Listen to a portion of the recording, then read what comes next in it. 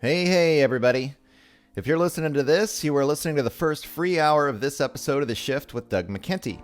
If you like what you're hearing, please consider subscribing to the show in order to access the full feature-length versions of the podcast, as well as have access to the members forum, where we discuss potential topics and interviews and dive deep into the overall concept of the shift. For only $6 a month, not only do you get the full-length episodes, but also an opportunity to co-create with me, your host, Doug McKenty, the future of the show. Go to www.theshiftnow.com or patreon.com/theshift and sign up today in order to help make the shift possible. Thanks for listening and enjoy the show.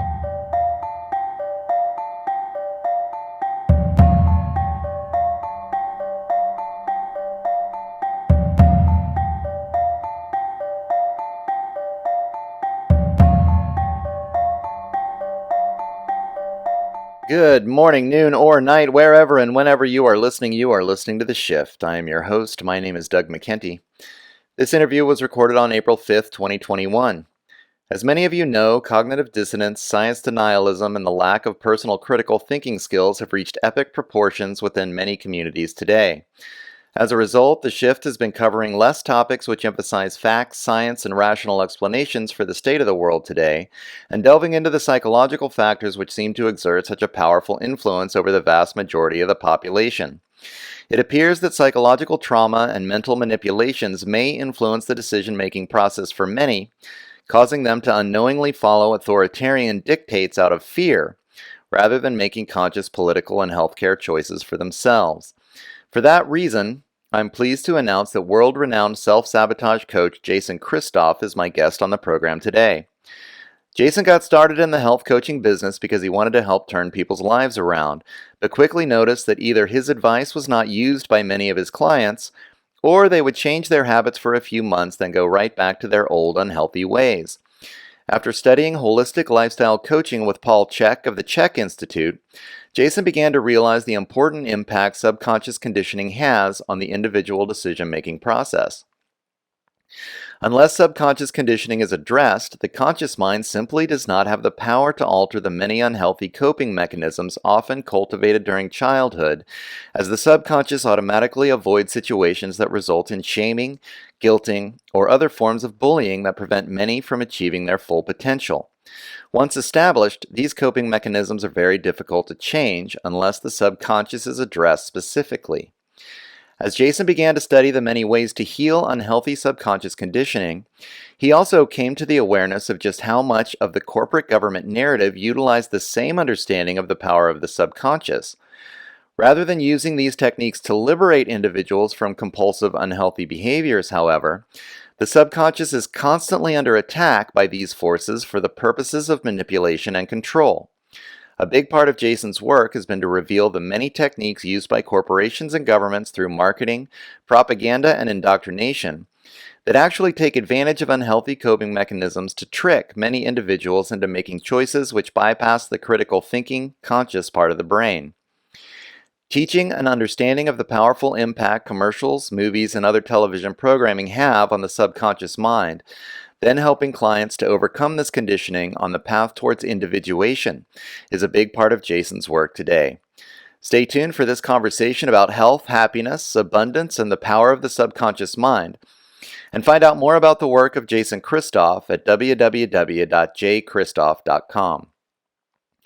As always, you can find out more about The Shift with Doug McKenty by going to www.theshiftnow.com.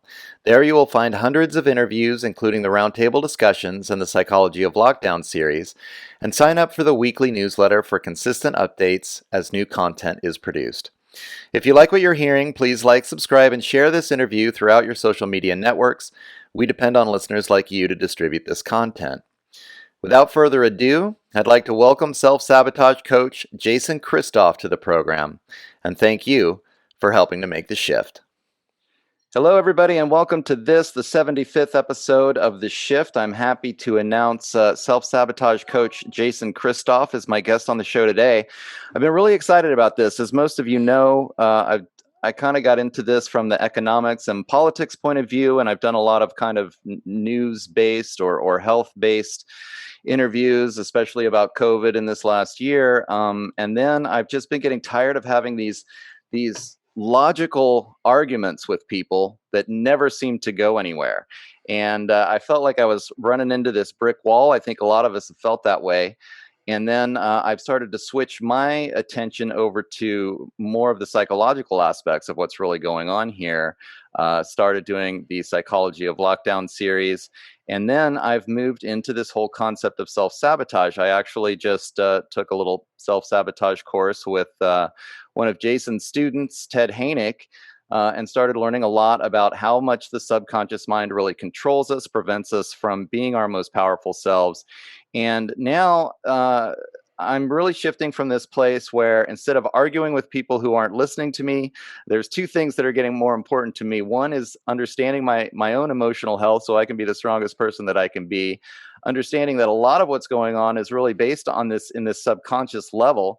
And then also now really trying to find my tribe of people who think like me instead of going out into the world, surrounding myself with people who don't think like me and thinking I can argue my way out of it, because that hasn't been working for me.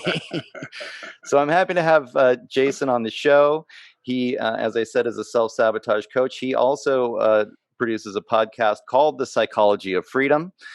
So thank you so much for the work that you're doing, and thanks for coming on the show. You want to just tell people in your own words what you've been doing? Well, I graduated from McGill University in 1994, and I had opened a fitness club pretty early on. I think it was 6 months after I graduated. Opened a fitness club, and I was really successful financially, but self-sabotage affects us all, Doug, Mm-hmm.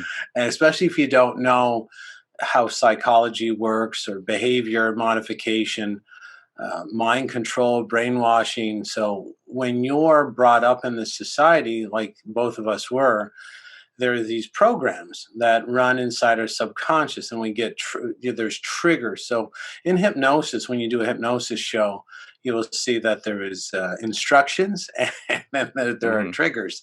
And I got triggered as soon as money came my way. That was the trigger, and the trigger was to go out and spend it in a way that really hurt every aspect of my being.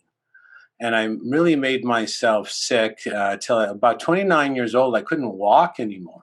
I was Wow. so into destroying myself as an Olympic sport Right. that I had this pain, just like a fiery pain, like a lightning bolt down my left side. And it was really hard for me to walk. So I phoned the Czech Institute, Paul Czech's Institute in Vista, California. And they referred me a very high ranking Czech practitioner in Toronto named Janice Marshall. Cool. And she helped me recover, knowing that I was more infected with inverted programs. So she knew, and that's the great thing about the Czech practitioners, is that they're really gentle.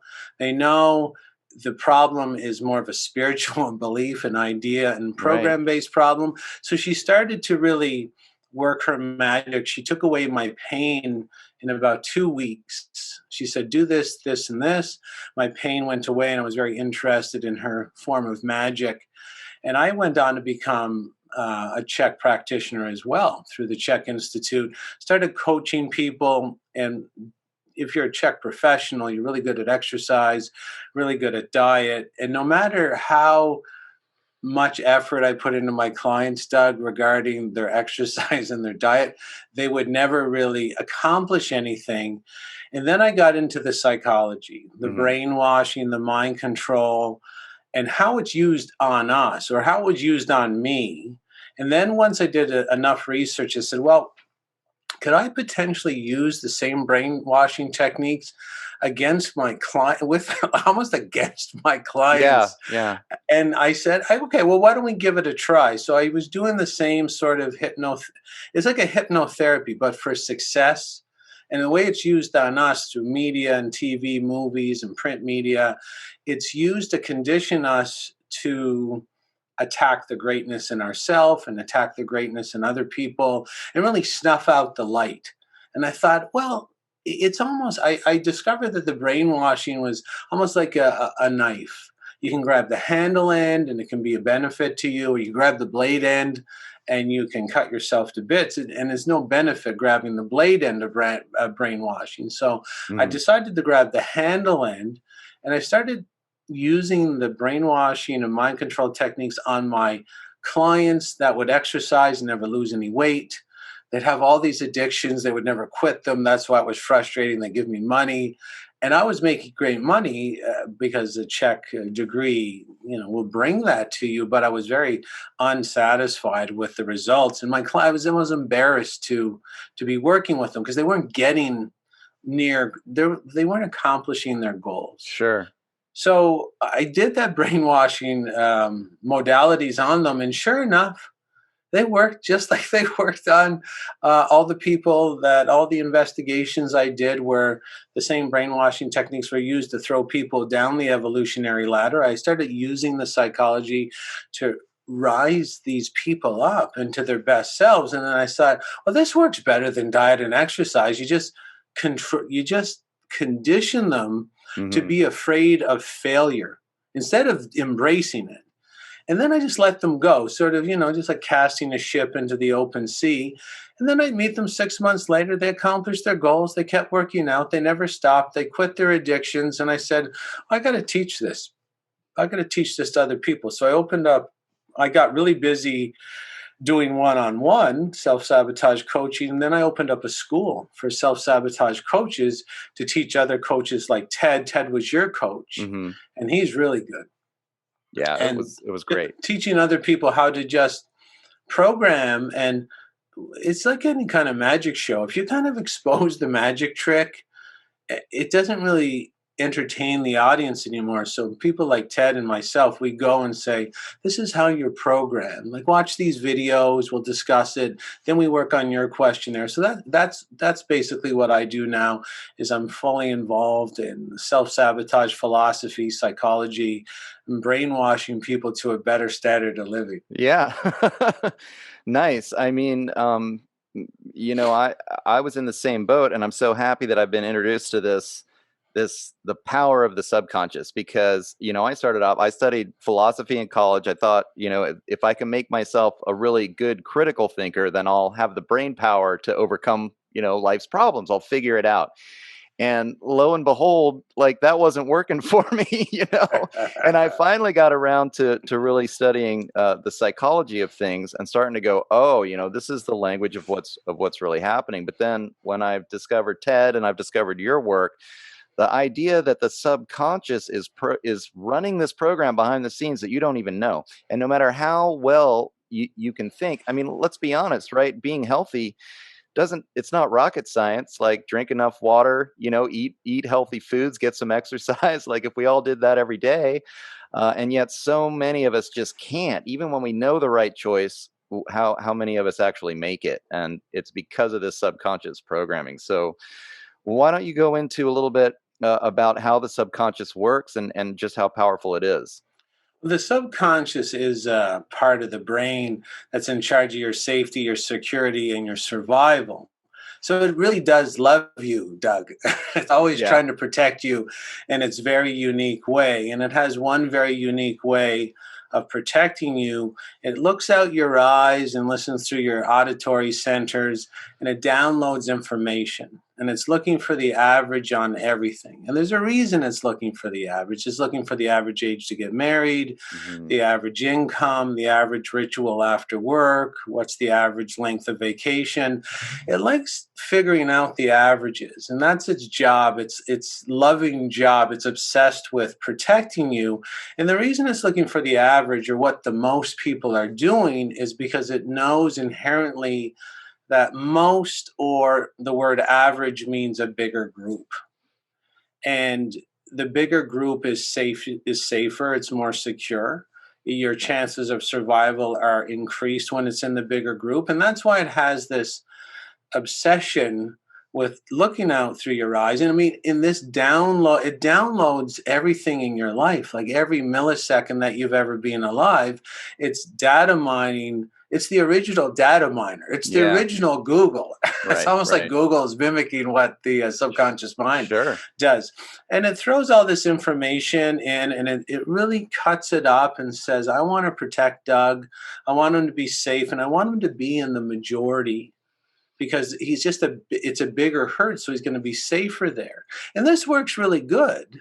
It probably used to work really good 25,000 years ago, but the majority now, unfortunately, because the subconscious is being manipulated behind the curtains at Oz, Mhm. is that the messaging we're getting. So it's the repetitive messaging is really what this part of the brain looks for, and the people ruling us, unfortunately, know this better than anybody else, and they put out the repetitive messages that they're riddling through the media and the radio and the print media, the TV, even the TV and the movies. It's all about hurting ourselves. And the subconscious would say, okay, I've downloaded the environment where Doug lives, and the repetitive themes or the repetitive messaging here that ranks the highest, that denotes the bigger herd, it's about wine drinking and vaping and other behaviors, eating, bad food. Maybe not where you live, but if this part of the brain as well has been proven, it doesn't know the difference between real life, what's on the screen, and Mhm. imagined thought. So it can really look into the TV screen. And if you watch something like Shameless or Dirty Grandpa Right. or Bad Moms, it actually kind of calls you in the loving way and say, hey, Doug, we live in the Shameless tribe. And in the Shameless tribe, according to all the downloads I get, it's almost like it grabs a piece of paper, just like a waiter or server at a restaurant, and it writes down what most people are doing. But it's observing that out of the TV show Shameless. So it phones you, Doug, and says, well, hey, Doug, we live in the Shameless tribe. And I figured it out that for you to be safe in this tribe, you got to kind of be messy. You got to have addictions. You got to be unhealthy. You got to be unemployed. And it knows that for you to fit in there, the most dangerous role you could play in an overweight tribe is to be thin. And the most dangerous Mhm. role you could play in a poor tribe is to be rich. And the most dangerous role you play in a depressed tribe is to be happy. And if your subconscious will figure that out in milliseconds, and then it literally controls your behavior to fit in with its analysis. And this is why TV and movies, they're so dangerous today, because they actually target the subconscious so that the humans that watch the screen productions are very messy and unorganized and unhealthy. And the result of that is a population that's easier to control, a population that's easier to dominate and Mhm. govern, lie to, steal from, and manipulate. And this is the very hard, it's called behavioral modification. And this is what's being done to us since the day we were born. I mean, like you said, everybody should know that being overweight is not good. So, how do they get overweight? It's because this part of the mind is so powerful. It will make you overweight, it will make you poor, it will make you messy if it perceives that that's a safer card to play, given that the repetitive content of the environment gives that part of the subconscious the impression that this is where you're going to fit in, to be overweight, to be sick, to be a victim, to be powerless, to be mediocre. And you can see this, Doug, a lot of times where people lose they do lose the 50 pounds, right? We all know someone that needed to lose 50 pounds and they lost it. But then you see they can't hang on Mhm. because the subconscious is phoning that person and saying, according to all the downloading I'm getting from your environment, this stance that you're taking with the 50-pound weight loss, it's very dangerous for your survival. You're not going to fit in. You're in the minority. This part of the brain is obsessed with the majority. It will do anything to get into the majority. And although it seems very odd, it will sentence you to a mediocre, underachieving life, and it will actually coordinate your premature and painful death if it deems by doing so it acquires the safety that's designed into the protocol. So I hope that makes some sense about this part of the brain. It never sleeps. It downloads your information constantly through your eyes and your ears.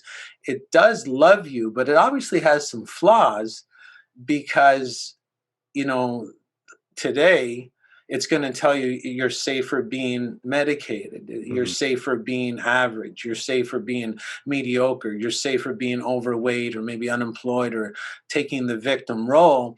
And that's the hacking that we try to uncover and expose to the client to say, hey, hey, hey, this isn't an accident. This these TV shows, Bad Moms, Dirty Grandpa, Thor Affinity Wars with Thanos killing his own daughter Gamora, these have very dangerous impacts on how your subconscious modifies your behavior to fit into that tribe. Right. And what's on the screen is the tribe. And you can see if you go to Netflix, it's serial killer movies, violence, vampires killing, and that has a profound negative impact on our behavior, and it's designed to be that way. Right. Yeah. I mean, I think that's where I want to go next. As you said, 25,000 years ago, when we're raised in a tribal society, and those patterns, those subconscious patterns, are the patterns of the seasons and the moon patterns and the cycles, and that's where our I think and functioning within that tribal community, that's where our subconscious was helpful in following these patterns and keeping us on the right track. But then as we became civilized, it seems like this aspect of our mind has been used against us by those upper classes or the ruling classes. I heard you talk going history all the way back to Turkey and Media, Yeah. and when the upper classes kind of realized, like, wait a minute, these plays that we produce have this dramatic influence on people. So do you want to maybe describe that, and then describe in the modern age how the upper classes have continued to understand exactly how they can use the subconscious against us, and why Yeah. they do that? Yeah, this copying effect was discovered always by happenstance. And again, there was an ancient country called Media, and it's what we now know as Turkey. But in and around there, they used to have festivals and plays, and they were always sort of altruistic. There's altruism behind them when they started. So they might have a play in the town square, and the male hero, would wear a red robe. And then the play would end, and the next day everybody would congregate to the agora, the shopping area, and coincidentally, maybe one of the shopkeepers would come up to the government, staffers, and say, what's really odd is that we had the hero last night in the play wearing the red cape, and all the red capes are sold out today, and not even the red fabric. The ladies are trying to sew it for capes for their husbands. And Right. everybody, the staffers would say, "Oh, that's really interesting." And then they would have another play, maybe the Harvest Festival, and there'd be a heroine, a female hero, and she'd wear a particular gold jewelry around the neck. And then the same thing would occur the next day in the Agora. They would say, "This is very odd. Is we're sold out of all the gold jewelry that similar to the one that the heroine was wearing in the play." And they're like, "Hold on a second." It seems that the humans have this copying, mimicking, and mirroring effect that it's almost like an adaptation and they started to figure it out. And then there was two factions that developed. A good faction saying, okay, we know this technology. Let's give the people something uplifting where we can have innovation and invention in the Hmm. society. Let's give them something to become better people. And this is where the rumored existence of Atlantis and Lemuria was. Everything was about moving the psyche forward and skyward with the same technology. Again, it's like a knife. You can grab the blade end; it can be a useful technology. Grab the handle end; it's useful. Blade end, of course, you grab that, you're going to cut your hand to bits. Yeah. Yeah. And today, the same people have developed this technology where they're drowning us in negative imagery, and they're studying how we react to the various shows or various movies they release. I mean, even recently there was something called The Queen's Gambit on Netflix. It was a Hmm. show simply about chess, and chess sales went up 700% on Amazon Oh, within wow. 6 weeks of it being Right. released. Yeah, and they're like, okay, and it's the same thing, right? Oh, all right, so they all have chess match. They all have chess sets. So what else can we do with them? Well, they already know what they can do with us, and they know that we mimic and copy and mirror. I mean, in 2001, there was a movie released, Gone in 60 Seconds. It was a movie about car theft with Angelina Jolie and Nicolas Cage. Hmm. Nicolas Cage had to come to the defense of his brother, a mobster, demanded Nicolas Cage come back into the car thieving world and save his brother from a debt that he owed. There was 100 cars stolen that night in the movie. And a very dangerous positive reinforcement, which is very evident in a lot of movies, that Nicolas Cage got the girl. Of course. That really cements Yeah. that it's a behavior to follow, and that's why a lot of movies are about romance. It's cementing the programming, and in that, after that movie, Gone in 60 Seconds, was released in Burnaby, BC, Canada, car theft went up 70% on the first weekend. And you wouldn't think that, I mean, the average human, if you interviewed them outside the movie theater, you said, do you believe that watching a movie about car theft can make people steal cars? They'd be like, absolutely not. Yeah. But it's like this. We're led by what we see. Even in 1989, there was the Cosby Show.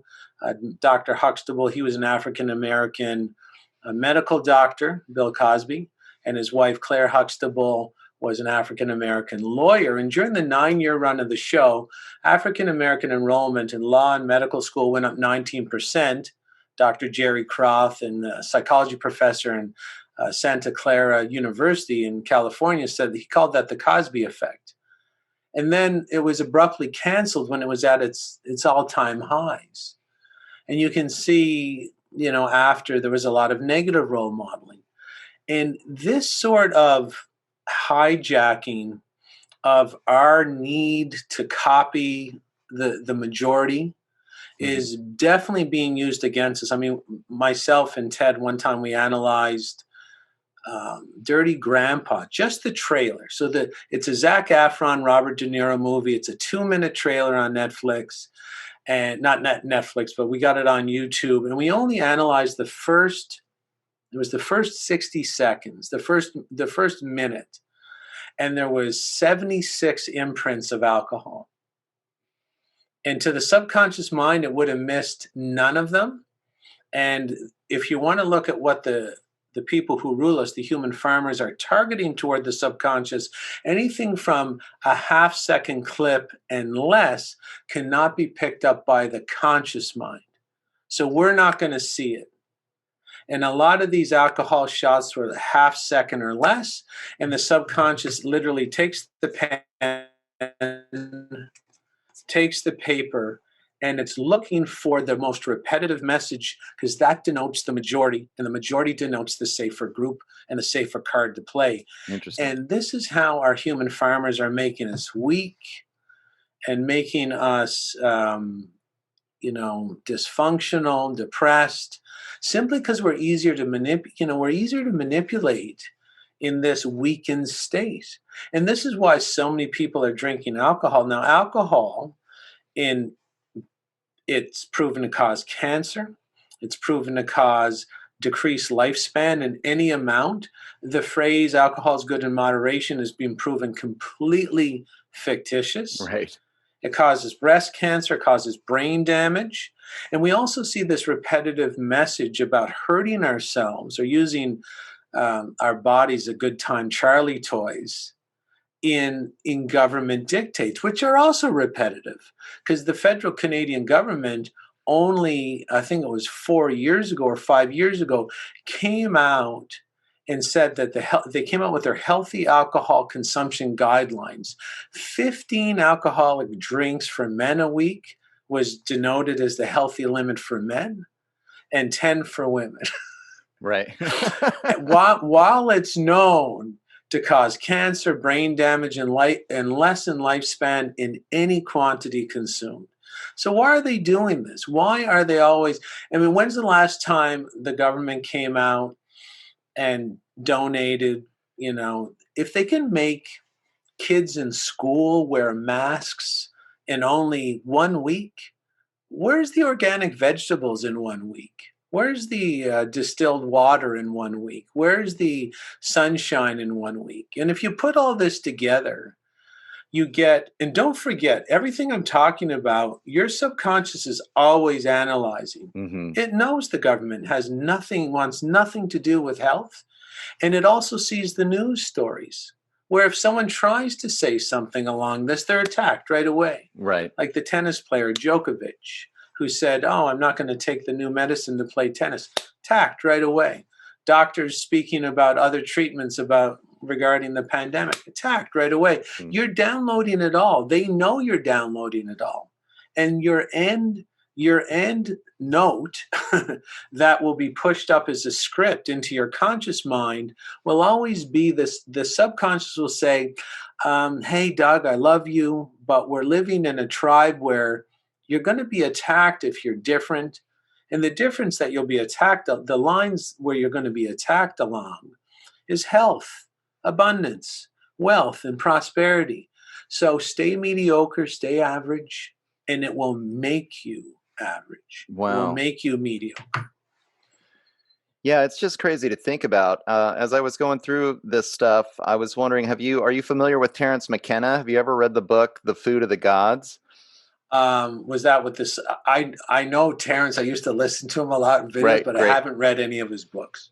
Well, in Food of the Gods, he just points out specifically how these and he breaks it down into matriarchal cultures and patriarchal cultures, but he talks about how, empire cultures, patriarchal cultures like this one that we've all been raised in, really target certain foods that will make more productive workers. I think they used to give alcohol as a salary to the slaves in ancient Egypt. This is where beer, manufacture kind of started getting going. And I know that, for example, you talk a lot about coffee. Like Terrence will talk about how these kind of speedy drugs or this whatever makes you more productive, and they're really not interested in a long life for anybody either, because if we're all working for the hierarchy, right, the guys at the top of the hierarchy don't want to take care of an elder. They want to keep you working until you're 60 years old or so, and then they want to kick you off the farm. And so they're not looking to teach us a diet of longevity. They're looking for that diet that's going to just give us enough energy to get to work, but not make us strong enough to fight against their system and stand up for ourselves. And you just see it in so many aspects of society. I mean, maybe you could talk about coffee because it's a really big one. I mean, alcohol and coffee, maybe, and cigarettes, are like the three biggest killers. And everybody ingests them all the time. And then it's so challenging to quit these addictions once you've been caught in the trap, right? Yeah, I mean, you'll never quit them unless you know how to get back. See, the subconscious has its own interface language, Mm-hmm. which is really based on repetition, but some other things as well that self-sabotage coaches are experts at. But the coffee and the alcohol, I mean, a lot of people are drinking both simply, and they don't really know why. And it's because alcohol and coffee are the top repetitive messages in all Hollywood film. And if you're not looking for, and of course, as coaches, we watch films and have competitions who can pick out the coffee machine in the backdrop Right. Yeah. fastest. And Yeah. hey, there it is, or there. It's always a coffee, take out coffee cup, a coffee mug, a coffee machine on the background on the counter, or a full coffee shop. I mean, even in the movie Fight Club with Edward Norton and Brad Pitt, the director bragged that there was a Starbucks coffee cup in every single scene of Fight Club, and there was. And if you go back and look, and it's been shown that your behavior can be modified, where your subconscious will be tricked that the safer card to play is X, Y, and Z. It can be modified and receive that message in 2 repetitions or more, just 2 or more.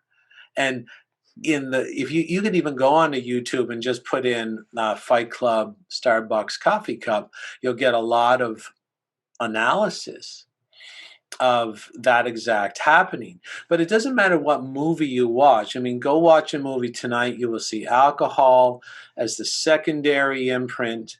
You will see coffee make an appearance almost immediately. Coffee cup, coffee machine, coffee mug on someone's desk. You have to be good at sort of picking it up in the background. I've analyzed film and, go clip by clip, and they'll frame the pictures to get as many coffee cups. Like, I analyzed one time the Bourne Identity with Matt Damon. Mm-hmm. And there was a meeting between, a crooked government official, a male, and a female that was sort of on Matt Damon's side, but she was also a government official. They framed every shot in this very elite restaurant for government, high government staffers. They framed every shot to maximize the coffee imprints. It was so obvious. Every clip, there was 4 to 5 coffee imprints, coffee mugs, the big coffee pots in expensive restaurants, and then the coffee machine on the counter in the backdrop. So this is why people are drinking coffee. And this is why Starbucks really exploded in popularity, because the programming is like, when you do a hypnosis show, they will give you what you're supposed to do, which is drink coffee. And then later on, once you're in trance, they give you the trigger symbol or the trigger word, and then you act it out. So the trigger symbol is the Starbucks coffee logo. Right. And then you just walk in and you think, I like Starbucks. And you're like, no, if you give coffee to a kid that's 6 years old at the park, making sure it's not hot enough to burn their lips off, which most of them are, they'll say, oh, this is disgusting. Yeah. And they're exactly correct. If you give a child wine, they're like, oh, it burns my throat. It's gross. And even beer, they're like, that's not very good. Other things taste better, right? And don't make me feel like crap. Yeah. But people are getting, and I tell people, like, I went to a hypnotist show once in Las Vegas. His name's Anthony Cools. He does an X-rated show.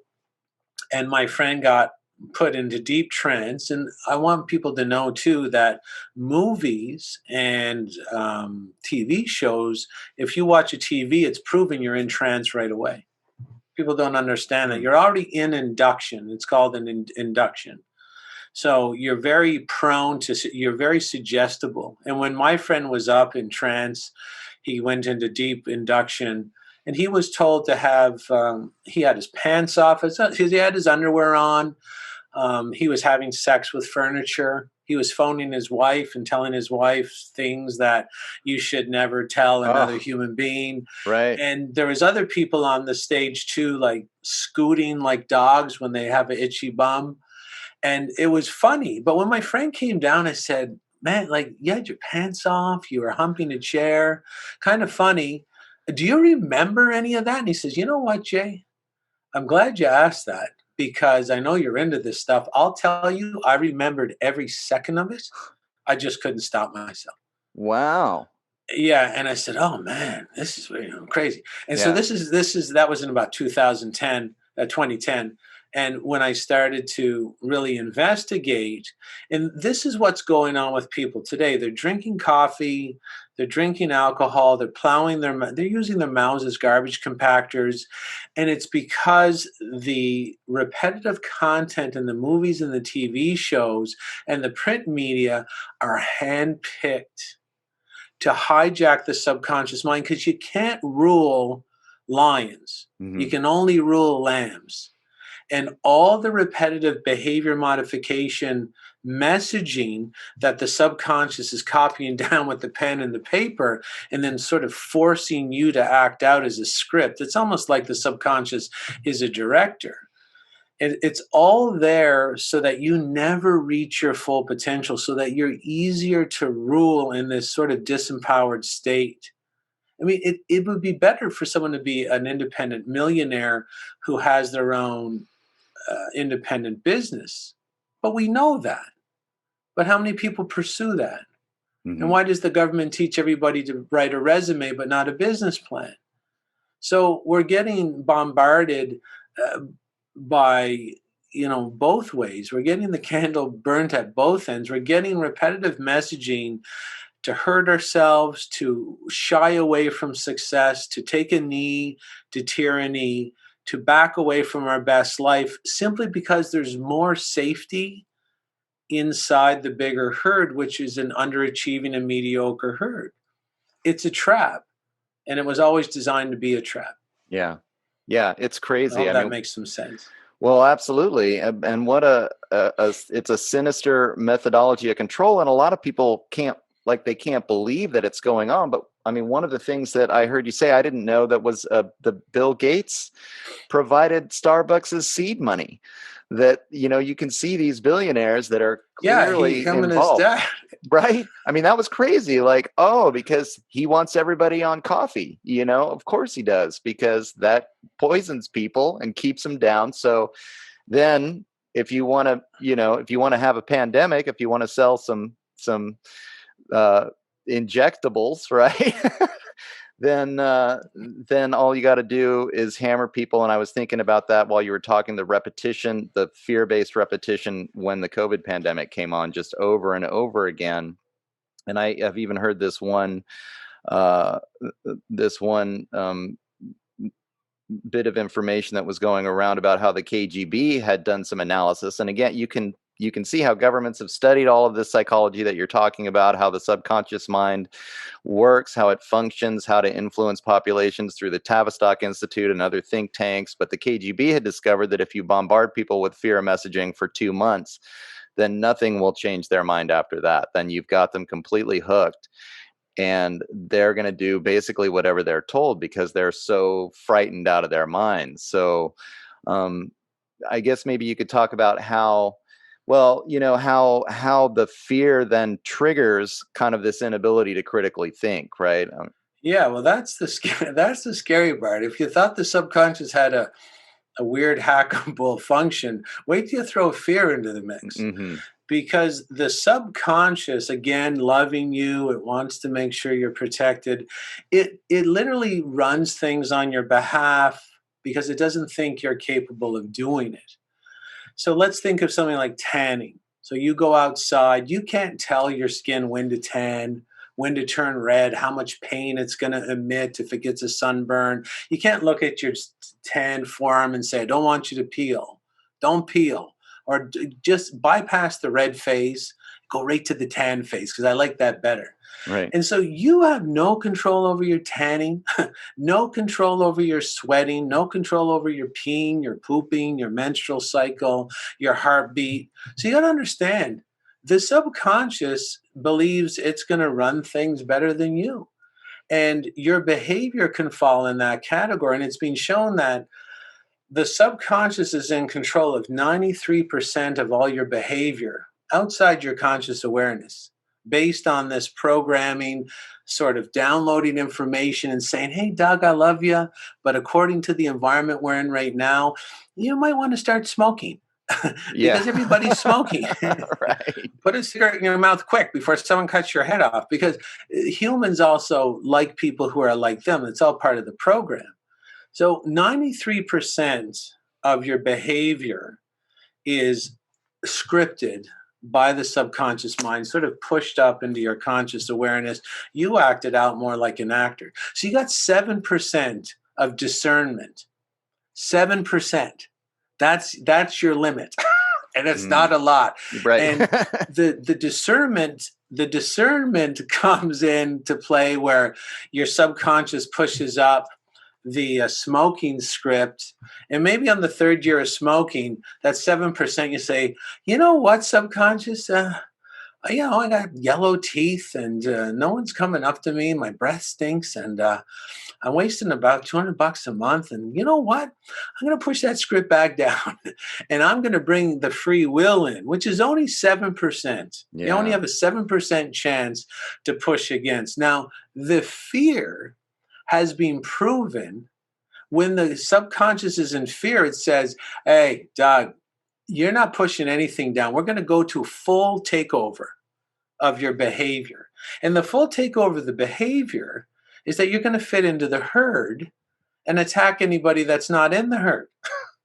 So of course they're going to be like it's the killer hornets, the H1N1, the Right. acid rain, the killer bees, 3 Mile Island, ISIS, ISIL, the Taliban, Osama bin Laden.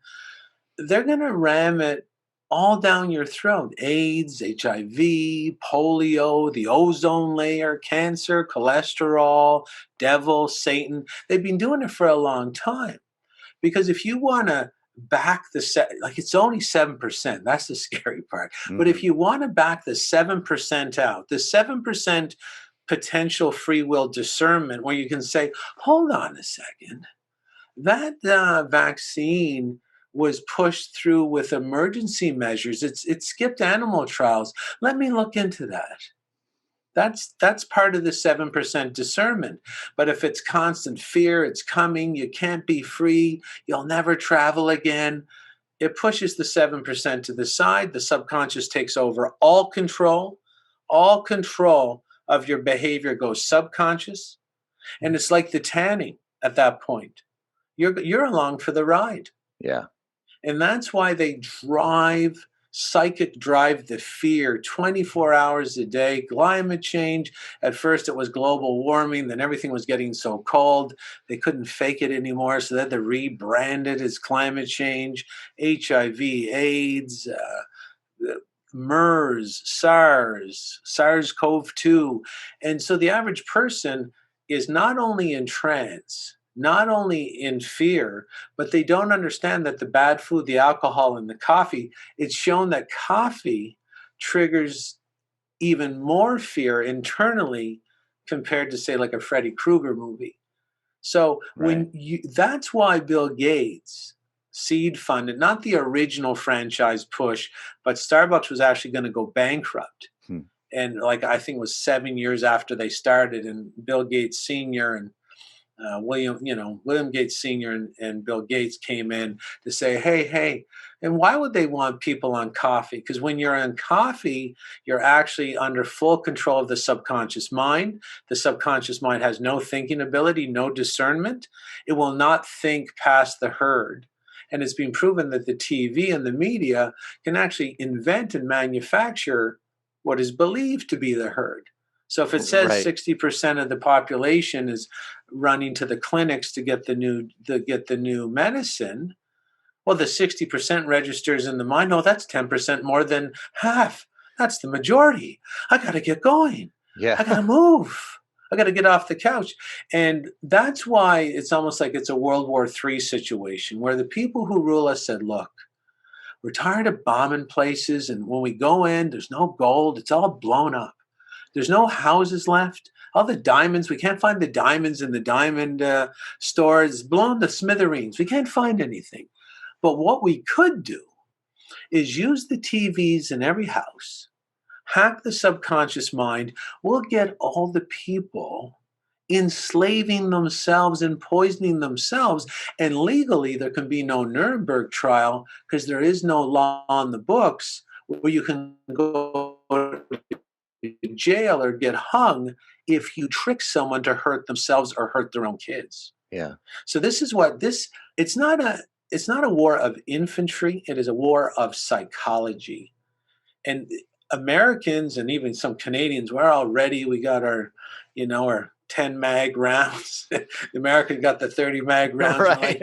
They're like, yeah, we're all waiting for China or North Korea or Russia or, the terrorists. And I tell people, they're not coming. Yeah. because the guns, unless you shoot your TV, the enemy is still in your house. You will be tricked to you've been getting tricked to destroy yourself. This is just a small clip of it the last year and a half. Yeah. Since the day you were born, you're getting tricked to hurt yourself with, it doesn't Tylenol, baby aspirin, mercurochrome, leaded paint, leaded gas, a thalidomide, Teflon pans, microwave food, pesticide. Like who thought spraying poison on food you're going to eat is a rational idea? But if you use the repetition, someone says, "Oh, it's just non-organic food. It's got poison sprayed on it." They just stick it in their mouth, Yeah. and it's because it's Oh, because of this programming. And you pee and poo in the old. I mean, that's the water you're supposed to drink. So I was like, I'm just going to take a shit in it and pee in it. And I'm like, r- hold on a second. right. The 7%, the 7%'s like, oh, what? What? I know, right? But if you're on coffee and alcohol and Doritos and Joe Louis and May Wests and Pepsis, the 7%'s already gone. There is no discernment. There Right. is no free will. And that's why that's why their primary lead up to this attack was poison them within to an inch of their life. Because if we poison them, all the repetitive imprints in the movies and the TV shows bite harder. It's like a pit bull, and then it won't let it go. It's like, I gotta follow the herd. I gotta do like the person who is under this control, they can't change because they don't have any discernment, you know? So that's what's really going on with people. They're getting hypno programmed to get off their own couch and go enslave themselves and their own kids because they don't understand how their brain works and how it's being hacked and how it's always being hacked since the first day they flew out of the womb. Yeah. Pretty incredible, actually. I mean, especially during the last year. I mean, before I had a comprehension and understanding that the TV was, had this kind of power over people. But in the last year, I've really come to understand that, like, wow, I mean, the TV is giving people, they're feeding the people a reality that's just clearly not true. Anyone can look around in their community and their friends and their family and, you know, they wouldn't be nearly as freaked out about what's going on if it wasn't being fed to them through the media. And the media just does this incredible job of really, as you're describing, like feeding reality to people. It's like a second reality. You've got the reality of your own life, and then you've got this TV that's feeding you this totally different reality, and people are just like glued to it. It really is a hypnosis. They're not thinking critically. They're seeing things on TV and thinking that's their real life, and then making choices based on what they're seeing on TV. It's incredibly powerful. And that's why they used to call like your soul. I mean, the soul that they referred to as the spiritual soul, it's the same phonetic word as the bottom of your foot. Right. Because your soul has to do with that 7% discernment of looking out into the world that you're standing on. That's what your soul is. It's the 7% discernment. You're standing on the earth. What you see with your own eyes off the screen has to carry a lot more weight. People today are weighing the TV, and it's always been, they needed to wait till they had a TV in every household. In the United Kingdom, it's actually mandatory that the TV is in the household, and you have to pay a fee to have Oh, it there. You get right. billed. Yeah, and people don't know these things. In the UK, of course, if you go back into ancient Sumer, that's why they call us consumers. If you go back to Babylon, ancient Egypt, you'll see that this is the technology. And the UK royals, that's why they wear the kilts. That's why Prince Charles always wears a kilt. And if you go back to all the pharaohs or all the statues, you'll see that the ancient Egyptians, they all wore kilts. It's the same group. Hmm. Hmm. It's the same group. And 70% of Egyptian kings and queens had red hair, which is native to Ireland. And people don't even know this. Scotland is named after a Egyptian queen called Scota, and there is a burial pyramid of Scota in Scotland. And the reason they're really trying to clamp down on everybody right now is this information was getting out. And it wasn't just this information, it was a Right. lot more. So, not only the psychology, but who these people are, how long this con job has been going on for, and how our history is completely fabricated, our language is fabricated so that we obey, so that we, what the slave life is normalized and we chase it because it represents where the bigger herd is. But Hmm. it's a trap, because going to the bigger herd today, the bigger herd's medicated, they're financially destitute, they're bewildered, they're disoriented, they're not living fulfilling lives. So there's no sense to go into that group. But the way our subconscious mind is designed, it literally forces us over there until we learn how to reprogram it. Right. Yeah, it's so fascinating. And I wish more So people I would hope that really. makes some sense to. Yeah, absolutely. I mean, I wish more people would understand that there is this lineage. Like, this mind control technology didn't just show up with the TV. It's been going on for thousands of years.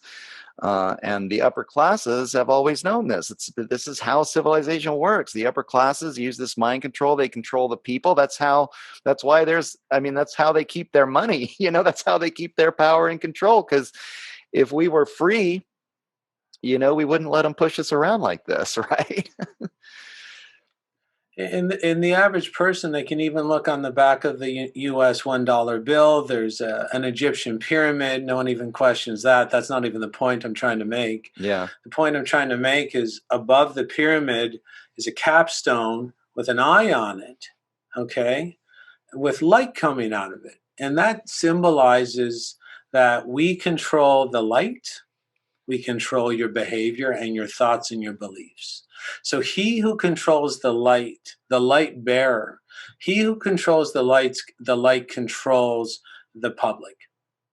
So the and it's about the programming, because you can't program someone this way in the dark.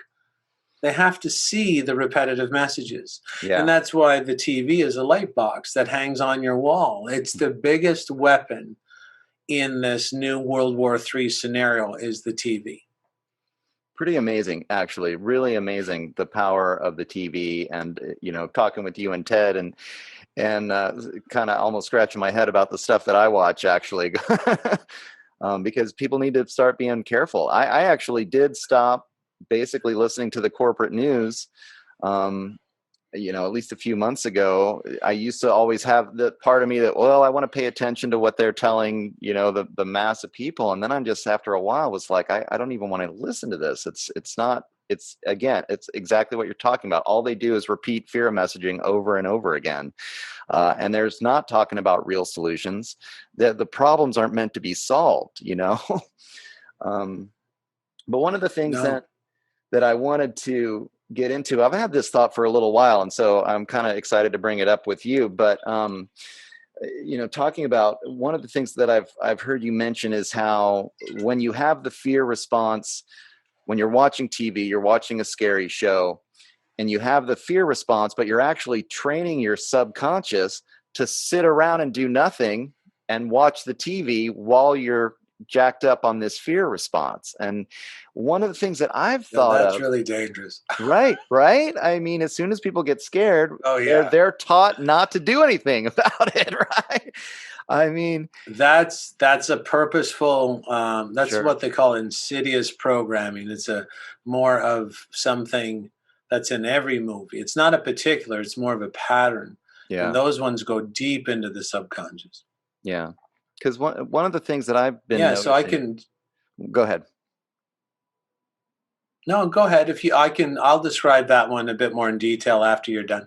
Okay. Yeah, I just wanted to mention something that I've always found really interesting, and it's on the same topic, but it's that so many movies that we watch, right? The bad guy is the evil, corrupt corporate villain. I mean, James Bond movies, and the one that always comes to my mind is Avatar, right? Where the corporations come in and they destroy the environment, and the indigenous village has to kind of rise up, and the hero always defeats the corporate villain.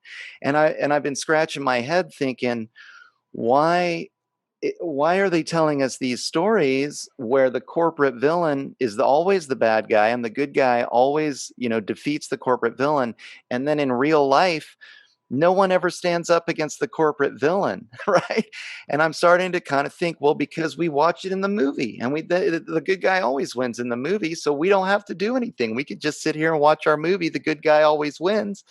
And so in real life, there's no good guys, and the corporations just roll over everyone. It's such a crazy, it's such It's a called crazy thing to watch. Yeah. It's called a venting mechanism. So if you can't be a hero in real life, and that's why there's so many superhero movies, because the males are being disempowered. So you Right. can hijack the neurological highway and drive in fake and fabricated hero adventures into the neurological system, satisfying the need to be a real man. And that's why these real men, they're dressing, going to Star Trek conventions, they're dressing up as Boba Fett, they're dressing up as Thor, and Right. they're living out these comic book fantasies because it's there as a venting mechanism, because males are very disempowered. And the other aspect you were talking about, it's called the activation inhibition cycle. So the activation is when someone is sitting in a scary movie, and the subconscious mind is proven not to know the difference between real life and the screen. And that's why a lot of people will jump in the movie if it's scary. They'll sweat, their heart will beat fast. Because if it's a scary scene, your subconscious thinks you're actually there. And it's telling you, get out of here, Yeah. run, get out of here, react, save someone, save yourself, do something, react. And the movies give us these scary situations, and then consciously we're like, oh, calm down and don't do anything. And then you're scared again. It's like, get out of here. You got to run. This is scary. Someone's trying to kill someone. Get as far away from here as you can. Run fast. And you're like, oh, don't worry. Just sit down. So we get scared, we sit, we get scared, we sit, we get scared, we sit. You can program anything into the subconscious mind, 2 repetitions or greater.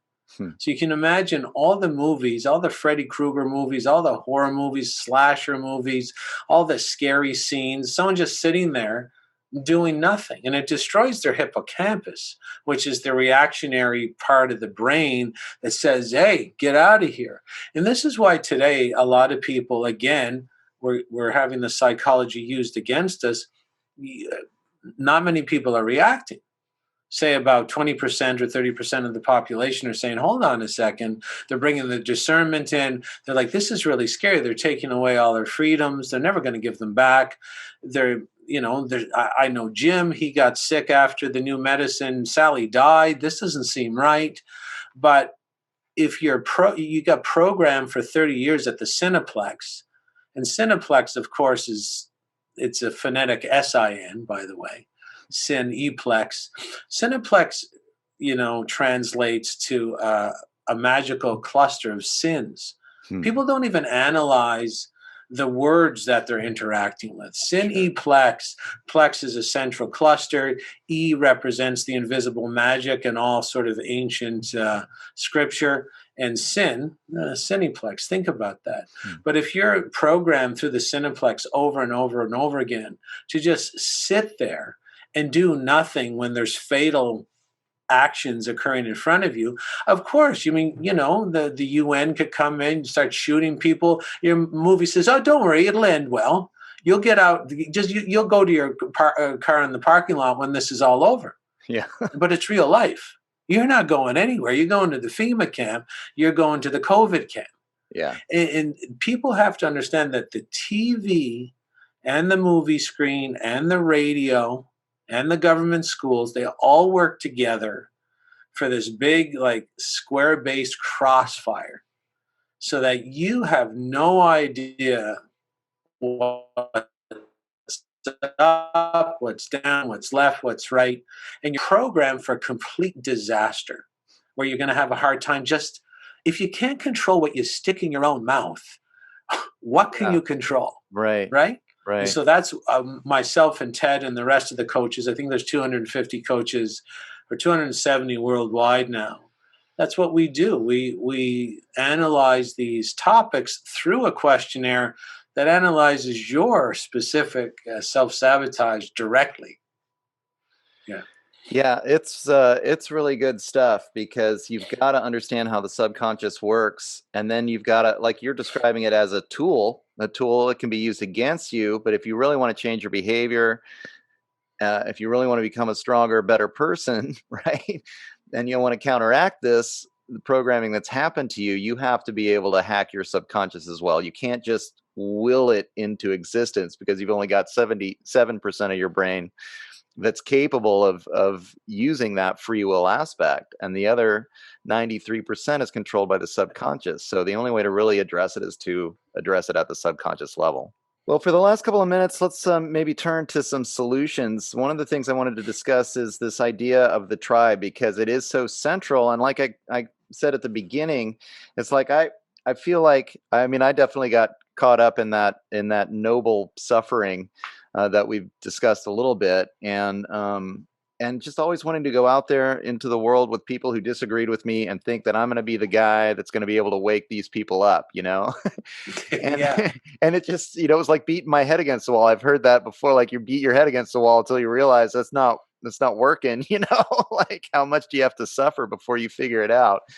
Um, and now I've actually been making this effort because there is a part of us, of a healthy human being, that still enjoys, community and tribal living. It's something that the predator class can take advantage of by making the tribe weak.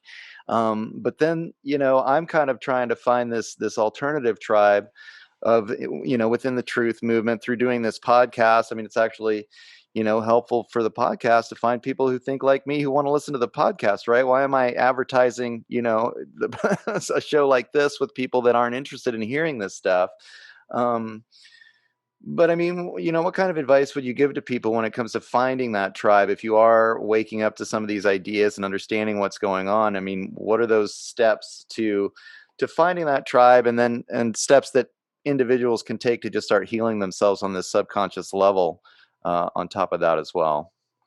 It's I would tell people if they want to reprogram their subconscious so that they can make these changes, they have to rid themselves of the old programming. You can't strong arm this part of the mind. It Right. laughs at you. Yeah, So yeah. you could want to start a commune. You could want to sell your house and travel by a bus around, and you want to go to every sort of protest.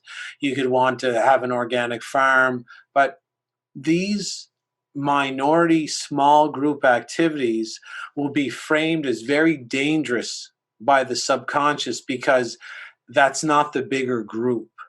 So you have to literally reprogram so being your best becomes the bigger group. Hmm. And the subconscious can be tricked easily. It just needs repetition in the direction of your goals. What you need is hypnosis, number one. And if you want the best hypnosis site, you go to Marissa Peer, Peer, Marissa Peer, and go to her hypnosis site. So you can maybe you can buy the full package where you can get every hypnosis she has. And there's one for weight loss, becoming rich, better relationships, passing your driver's test. I mean, it's better sleeping, more relaxed, a loving person.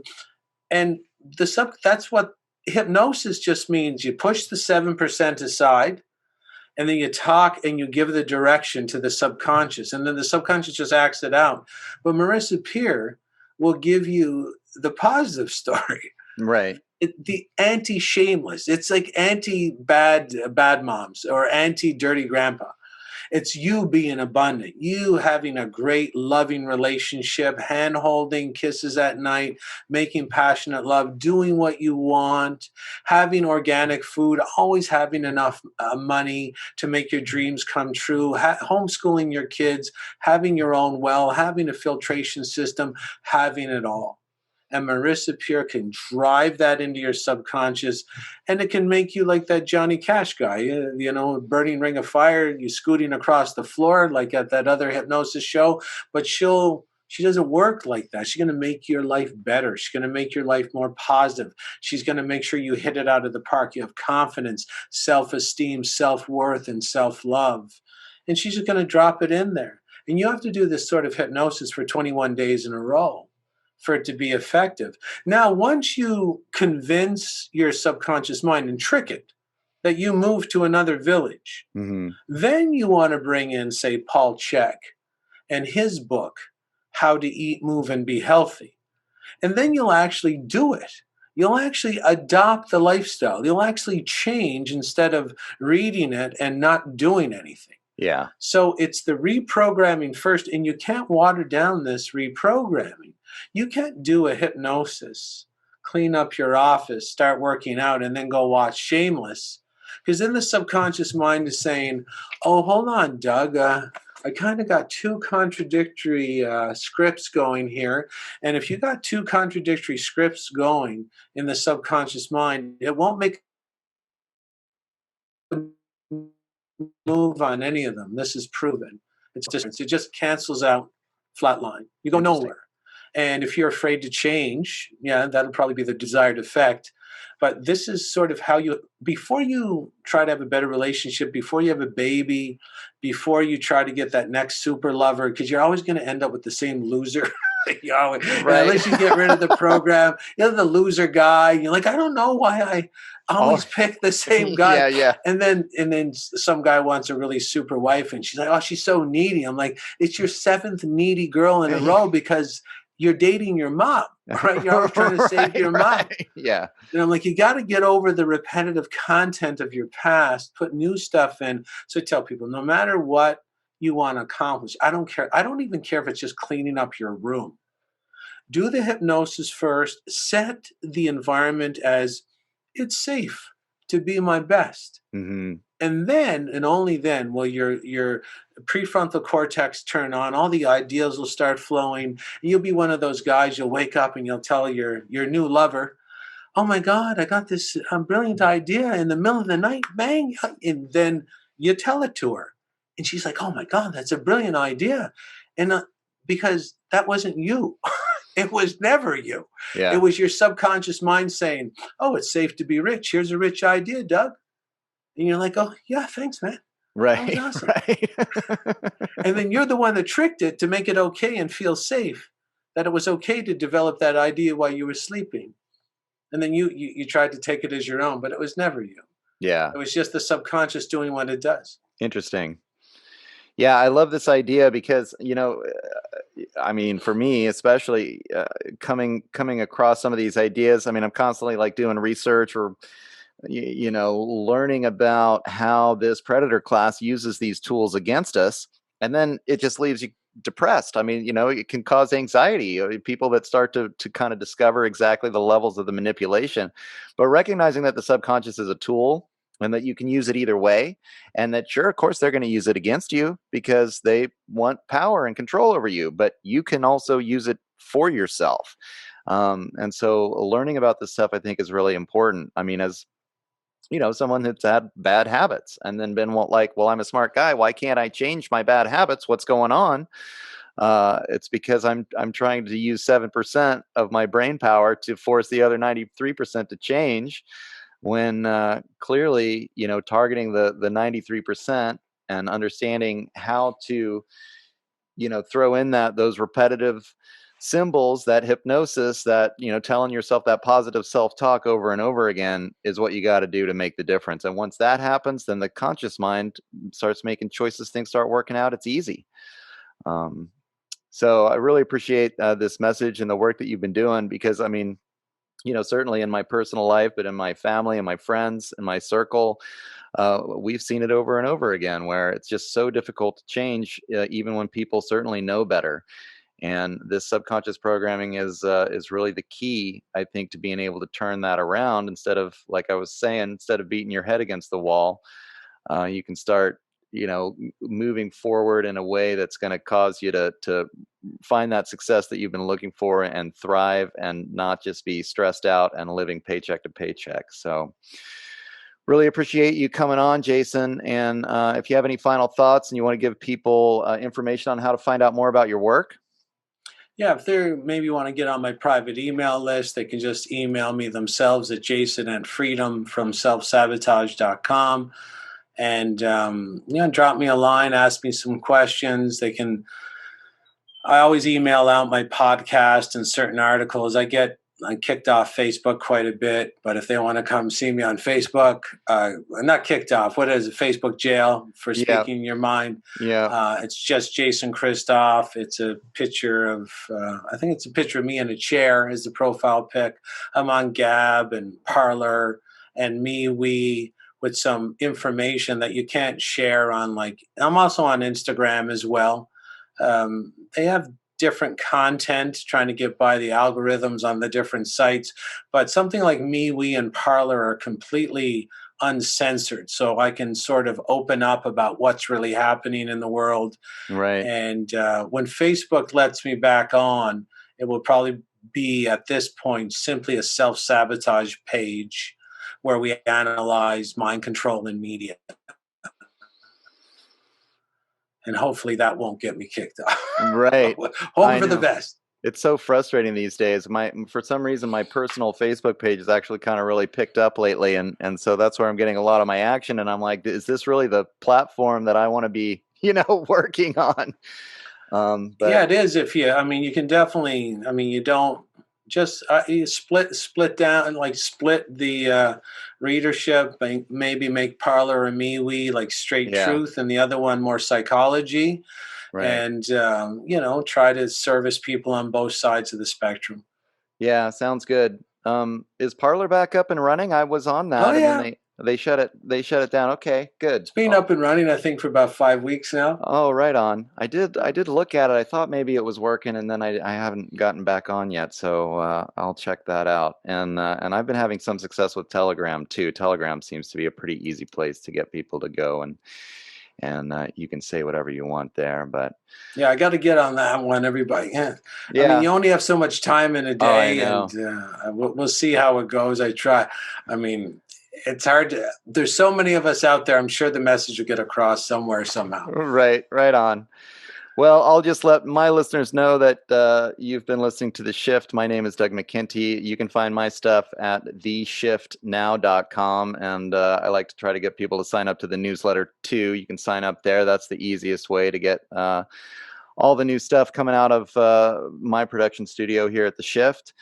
You can also find me, as I said, on Facebook at Doug McKenty. I also have a Shift page for The Shift with Doug McKenty. And I will be back on Parlor. And I'm on MeWe and Gab as well, and also on Telegram at The Shift with Doug McKenty. So hopefully we'll see you there. And thanks again so much, Jason, for coming on. I think this is a really important angle, and I hope more people understand that they can take back control of their subconscious mind, and that way take back control of their life. So thanks for your work, and thanks for coming on. You're welcome. Thanks for having me on. It was a pleasure. Yeah, you bet. Have a great day. Thank you. Well, there you have it, ladies and gentlemen. That was my conversation with Jason Christoff, world-renowned self-sabotage coach, health coach, and all-around good guy. I had a great conversation, very laid back, but he was very well informed about how the subconscious mind works. I've been doing some personal work myself with a student of his, Ted Hanick, of Hanick Health, and that kind of got me turned on to this whole, positive use of the subconscious. And it's just fascinating to me. I mean, I think maybe a lot of us, I know that I have done a lot of research into things like the Tavistock Institute. I've read Edward Bernays, done interviews about Edward Bernays and how corporations and governments use propaganda and marketing and a lot of these subconscious techniques against us. What I hadn't thought about is that the subconscious is a tool. And learning about how the subconscious works is a tool that we can use to help heal ourselves. And in fact, it's really kind of necessary. We're going to have a lot of coping mechanisms, repeating patterns that our subconscious is constantly getting us to kind of dictating our behavior with. That are pretty outside of our control and that were formed when we may have been 1, 2, 3 years old, certainly before we were adults and able to start trying to make conscious decisions for ourselves. And we talk about this a lot in the Psychology of Lockdown series, where then those subconscious patterns become so difficult to break and can be used against us when governments or corporations just want to if they just amp up the fear in the media, then people get scared, they get triggered, and they're going to be more susceptible to just doing what they're told. Who's the authority? What do I have to do? I'm so scared. I'm not using my conscious mind. And in order to be able to overcome getting triggered into that fear state, we have to be able to really delve into our subconscious mind, find out what we're afraid of, why that's triggering this fight or flight methodology, this impulse, and calm ourselves down so that we can stay in our conscious minds and we can make choices based on common sense and our own personal experiences. And in order to do that, we have to do this subconscious work. So I really appreciated Jason. I appreciate the angle that he's coming from, like he described. He was doing health coaching and it just wouldn't stick. And I know myself with certain bad habits that I have a hard time quitting, right? And we're all there. It's just you're wondering why my conscious mind is telling me this behavior is unhealthy. I don't know why I can't change. Why can't I change? Well, you can't change because when you were 2 years old, you developed a habit pattern that is deep inside your subconscious that tells you that if I just act like this, everything will be okay. If I just play the victim, everything will be all right. If I just do what the authority figure tells me, everything will be okay. And so your conscious mind doesn't really get involved. And I think understanding, though, that we can take these, understanding that about how the subconscious works and utilize the subconscious, heal the subconscious, then we can actually start to make some fundamental changes in our lives that can make us all happier, healthier. We can have more abundance in our lives. We can break these patterns of weakness. We didn't talk about it too much, but I wanted to mention how I brought up Terence McKenna's work, The Food of the Gods, because Jason has certainly noticed that a lot of the repeating patterns, a lot of these subconscious messages that we're getting from the corporate media and from the governments is, drink alcohol, drink coffee, eat poorly. You'll notice throughout the entire COVID crisis, probably not one corporate source has mentioned improving your immune system and what you can do to boost your immune system. And they certainly poo-poo using vitamin C or using zinc or any of these inexpensive supplements that aren't profitable to their pharmaceutical masters. For the fat corporate paychecks, they're not mentioning any of these. And then when you watch a movie or you watch a TV show, or certainly if you're listening to a lot of the modern music, the lifestyle that they're proposing, gratuitous sexuality, drinking, drug use, certainly coffee use, like Jason brought up. And these, in The Food of the Gods, Terence McKenna describes these as essentially patriarchal foods. The patriarch class, the predator class, is going to want to feed the slave population foods that just amp them up so that they work efficiently, and then they want them to go home and dole yourself out with alcohol and go to sleep and wake up the next morning and go to work. They don't want you to be eating healthy foods that are lifting that brain fog, right? And getting you to think, maybe I shouldn't be working a 40, 50, 60-hour week just to pay my bills and paying 30, 40, 50% of my income to taxation and paying down debts and interest for the central bankers. So, coffee in the morning, poison you a little bit, but get you up and going. And then at night, saying, hey, have 2, 3 alcoholic drinks at night, help you go to bed, doling down your brain. They're not teaching us how to be smart, functional, healthy human beings.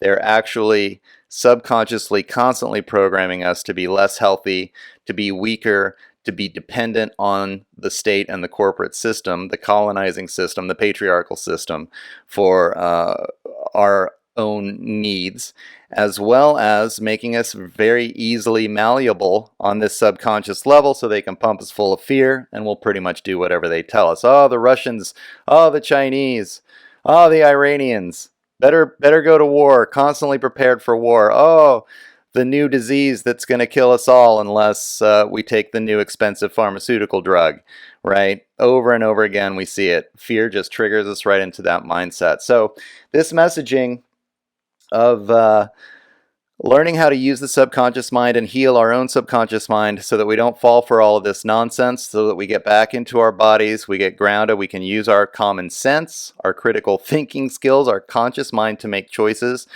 rather than getting frightened into this fight or flight and not having a healthy body and a healthy mind to be able to make those choices for ourselves in a good way.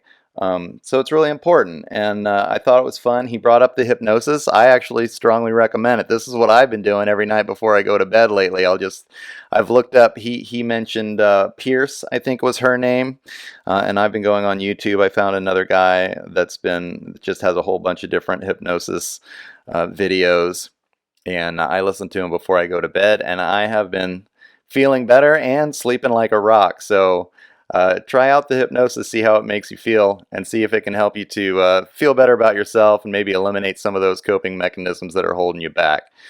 So anyway, thanks everybody for listening. I'll let you know once again that you can find Jason's work at www.jchristoff.com.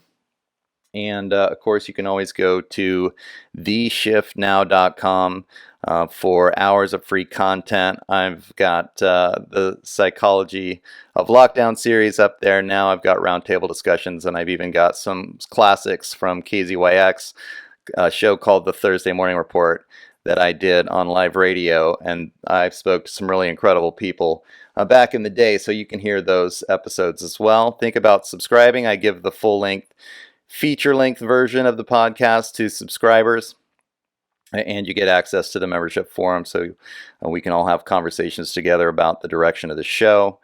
And definitely think about signing up for the newsletter. That's the best way to get in touch with me.